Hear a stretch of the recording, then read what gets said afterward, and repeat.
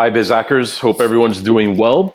In this video, I'm going to show you guys how to build a Facebook ad and show you some tips and tricks along the way, some of which we covered in class yesterday. And I'm really looking forward to seeing some of these first ads and checking out what cool things you guys come up with. So let's get started. So like we spoke about yesterday, to access your ad accounts, you're going to want to go to business.facebook.com. My dashboard looks a little busier, given that I manage a few accounts for different clients. So in your case, you're only going to see one ad account and one page if you properly set up your business manager at the beginning of the class. So go ahead and click on your ad accounts. Upon doing so, that'll launch Ads Manager. I went ahead and just opened it up beforehand. And this is what you'll see. If you recall, you'll see your campaigns, ad sets, and ads tabs. Which is the ad account hierarchy. To create your ad, you're going to want to click on the create button on the far left-hand side of the screen. And some of you, prior to landing on this screen, might get a pop-up window asking if you want to use the guided or the quick creation. Select the guided creation until you guys get a little more experience with the application. And that's what I'm going to do. That's what I'm going to show you with this demo, the guided creation. So make sure you select that. Now, once you land on your objective screen, remember there's three objectives, only three objectives that I want you guys to work with for this assignment. So that is either the brand awareness, traffic, or video views. So let me quickly go over which one to choose. So you're going to want to use video views if you already have some video content that you want to use for your ad. You're going to want to select traffic if you have a website and that website has a Facebook pixel installed. If you do not have a Facebook pixel installed or you do not have video content, then you're going to want to use the brand awareness objective. And I encourage you guys to go back to the slides and see what each of these objectives means. But in any case, if you move your mouse over any of the objectives here, you will notice that you'll also get a definition of what they mean. So if you ever need any clarification, the application will tell you itself. All right, so I'm going to select traffic for this example. And again, the naming conventions, just make it something that is easily recognizable when you're looking at a dashboard with rows and rows of data. So something that's going to help you easily recognize what that campaign was related to.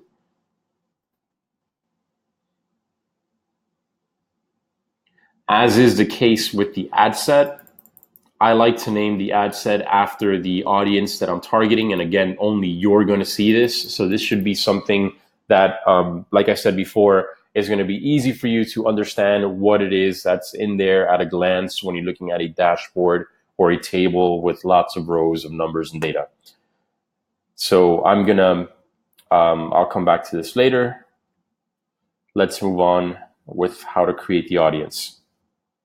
For the time being, leave with the website option on, leave the offer option off.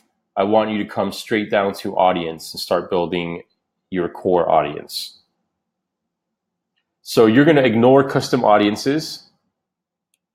Like I showed you guys with location targeting, you have lots of interesting features to play with here. So go over each of them and see which applies to you. I'm going to leave everyone in this location. I think for the most part, most of you guys are going to work with this option. Unless you have a business that's, and you want to maybe target people that are, if you have a brick and mortar business, that is, and you want to target people, who live near your business, then you might want to consider using people who live in this location. Again, a brick and mortar business, perhaps targeting people who are recently in this location. And then if you're trying to target tourists and that sort of thing, you might want to target people traveling in this location. If you want to target tourists in Miami, for example. And with the location targeting, remember you can get as granular as exact address or as broad as an entire country. As Facebook sets there by default, you notice that it said United States. And then even when you enter a city, you can also adjust the radius. So you notice a 25 mile radius around Miami is pretty wide. It makes its way up to Broward. So if you want to tighten that up, you can just kind of toggle this here, and it'll tighten up that radius for you. But you can get, again, you're not limited to Miami. You can get pretty granular. So if you wanted to target, I don't know, Coconut Grove, for example.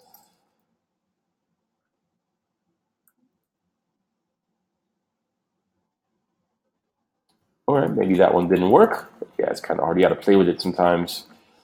This is constantly being updated. Here we go. Brickell does work. So if you want to create a radius around Brickell Avenue, you do have that option.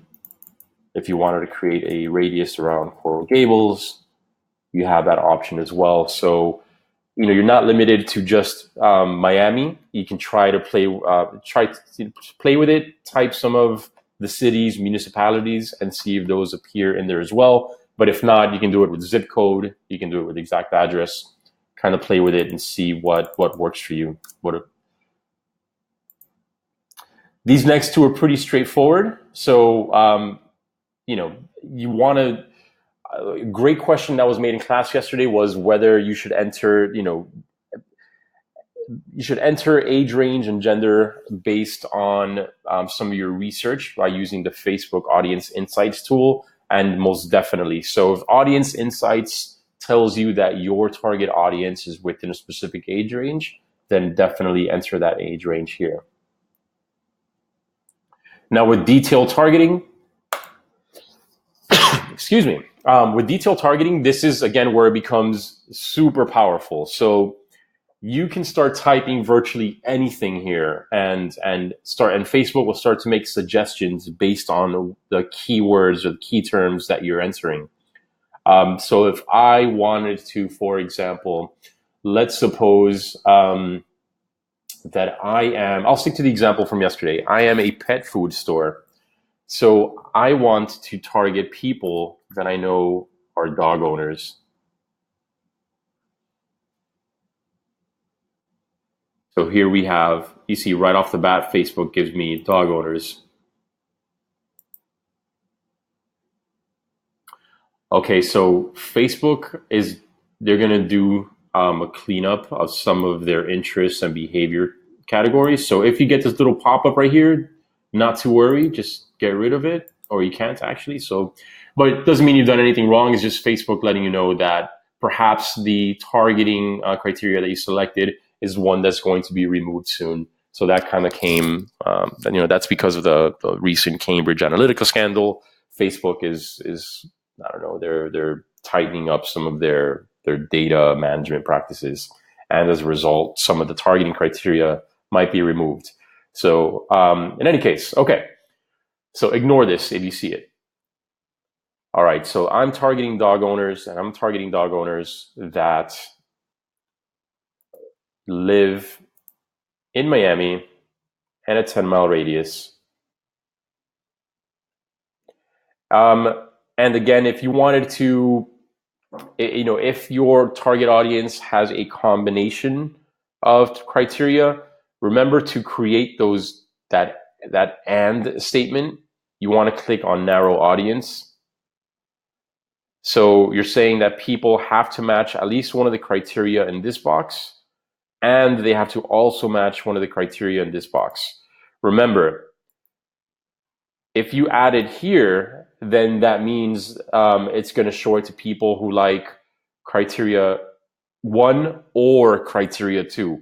If what you're looking for is that combination of criteria, then you have to select the narrow audience so that they have to match this and this. So I'm going to keep it simple with this example and just kind of move on with dog owners.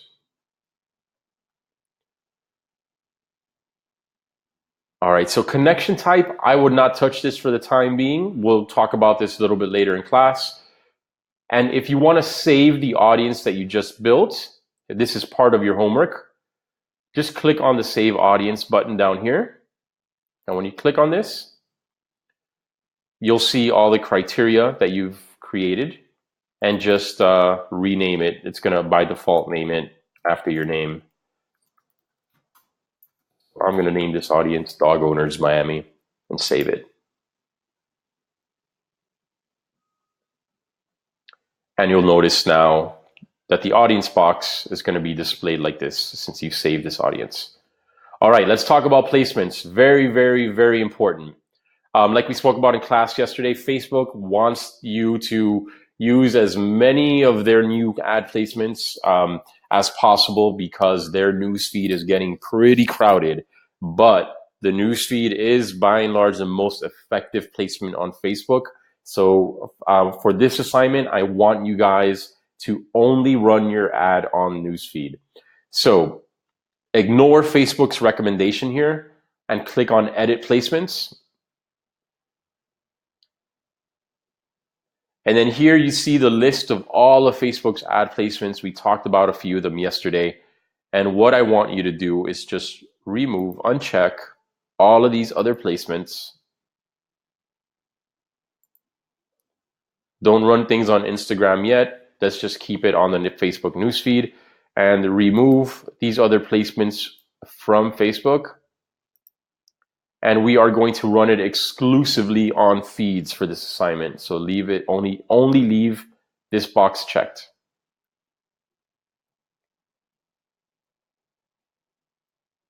Yeah, so Facebook's going to give you all kinds of messages. You may not have as far a reach, et cetera, but that's okay. Let's ignore that. Let's move down to budget and schedule. So as I mentioned yesterday, for this assignment, we spoke about daily budget and lifetime budget. We spoke about that in class yesterday for this assignment. Let's leave it at a daily budget. So, we want you to spend no more than maybe $5 or $10. So, actually, let's use lifetime, given that we're using such a small budget. So select lifetime budget. Change that to $10. Select your date range here. So run it for about 2 or 3 days, nothing complicated. Remember, we're just kind of learning the mechanics here. So I want my ad to start running at 12 p.m. From today, actually no, that is not today. What is today? That's July. So from today till Friday, the 29th. At 12 p.m. as well.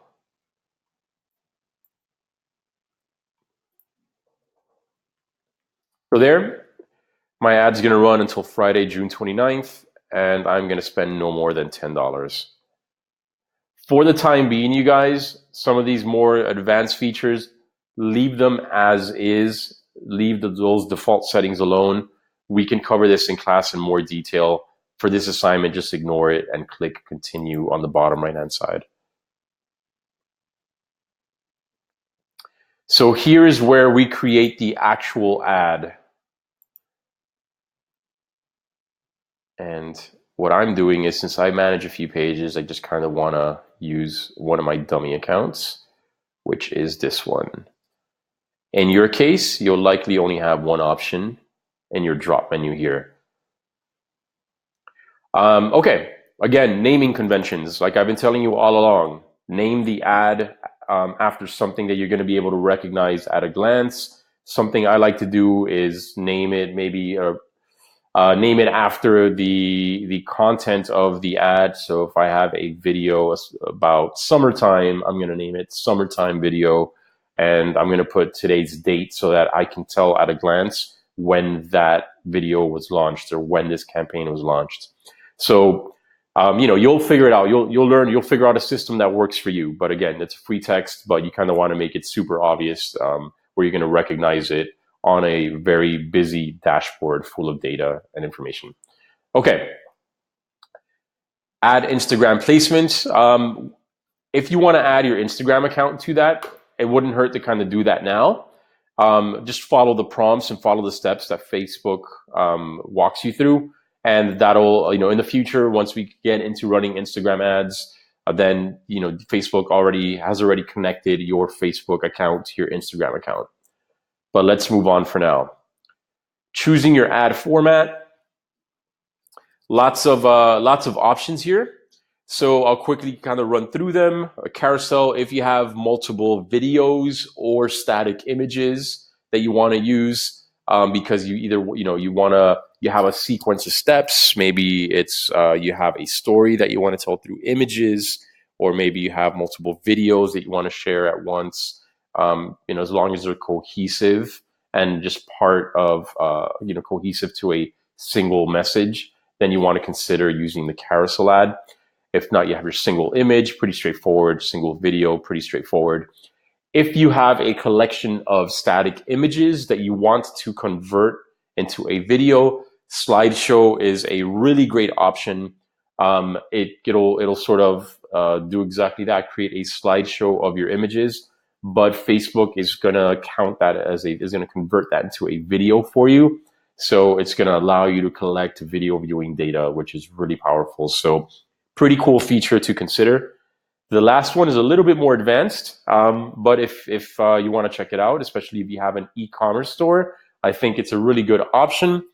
It allows you, so you'll notice it kind of breaks the ad into a couple of different sections. So that top section here can contain either a video or static images, and then these individual thumbnails will also contain different photographs or different photos. So for example, if I have an e-commerce store, I might want to run a video for my store up top, showing different items in my store, and then thumbnails and direct links to the items featured in that video at the bottom here.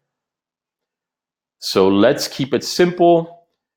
And I'm going to select single image for this video, for this demo. All right, so how to choose your images. So if you already have some images saved to your Facebook page, if you want to use some of those, you have that option here. Well, actually, I'm looking at account images. So this is just the library of images that I've used for this ad account over time. So you may not have anything here at this point. Facebook gives you the option to use stock images as well. So it kind of saves you time of having to go to some of these third-party sites. So you may want to explore this option. Page images these are the images saved to your business page. So if you have some good content on there, you can use some of those. If not, you might want to just upload an image by clicking here. And then you'd have to look for an image that you've used, that you have saved locally on your computer. So I'm going to work with an account image just to kind of keep things moving. So I'll use this example here.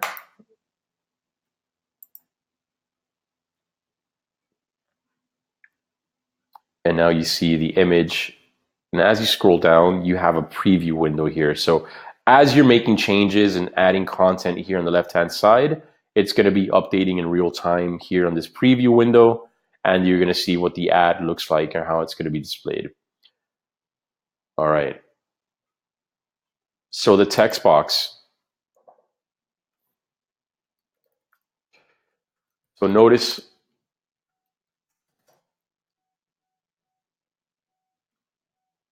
so this appears, as you can tell, over the image or the video, whatever you worked with. And whatever you type here goes above the image. The website URL is where you're going to send people. When they click on your ad or when they click on the call to action button, where are they going to be funneled to?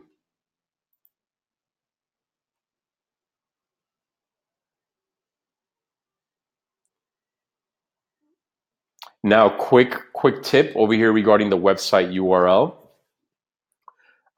Make sure that it's that whatever website you're talking about, or rather that the website you're funneling people to is the one that is displayed here. So for example, a lot of times I may, if you're using like a third-party landing page software, like a lead pages, sometimes the URL that they provide you with is unbranded. So the URL is going to say lead pages, .com or something. There'll be some indication of lead pages in the URL. Make sure that when you enter that here, just be sure that you don't enter then your actual website as the display link. So for example, if I'm sending people to a landing page that I built using a software like Lead Pages, then I'm going to enter the Lead Pages URL here, but I cannot then come over here to the display link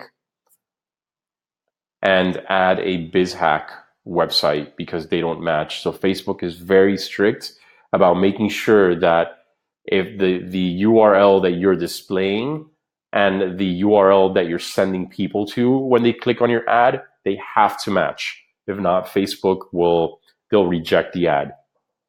So again, it means you don't have to send people to your website only. You could send them to a third-party website, but then it means that this optional field here cannot be used. You cannot then put your own website or your own business's website on this field. So just keep that in mind. All right, so the headline is it's this text over here. It's the largest font and sort of like the most captivating, the most eye-catching text on the ad.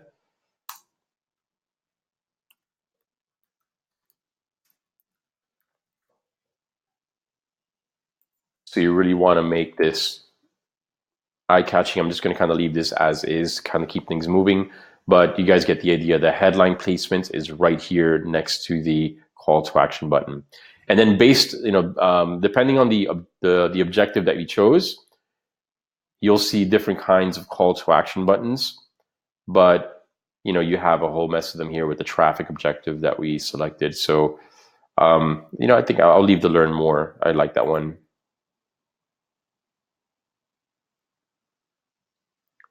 This is a fairly new option, text overlay. They only give you two options.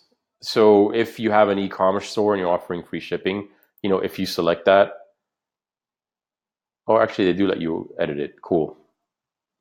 So watch, they're going to add a text overlay over your image, but it looks like you can possibly play with it. Okay, no, they don't let you play with the text, it seems. Okay, so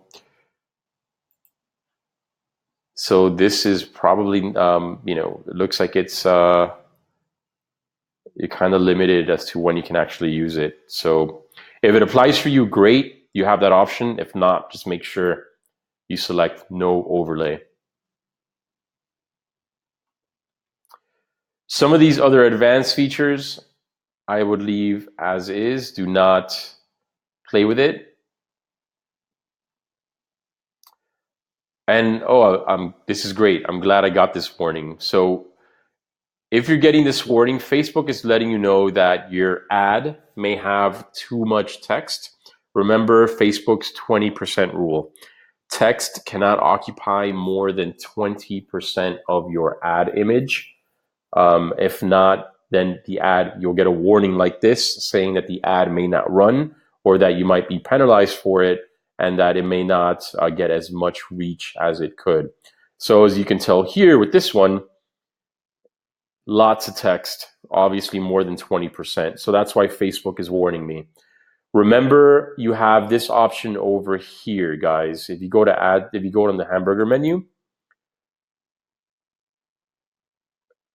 make it a point to explore Creative Hub. They have an option there in which you can test whether or not your ad has too much text overlay.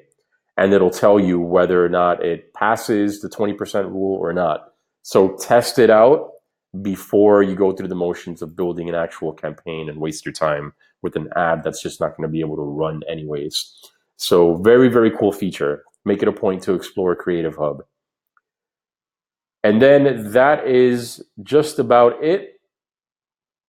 I am not going to pull the trigger on this ad since I was just making it for the demo. But once you click confirm, Your ad will then be published. There is a short review phase. So you'll notice that your ad, when you come back to the dashboard, and I'm just going to close this since we're not really going to run this ad.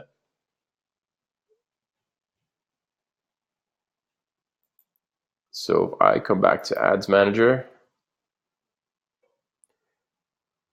you might notice after you click confirm on that previous screen that your delivery status might say under review.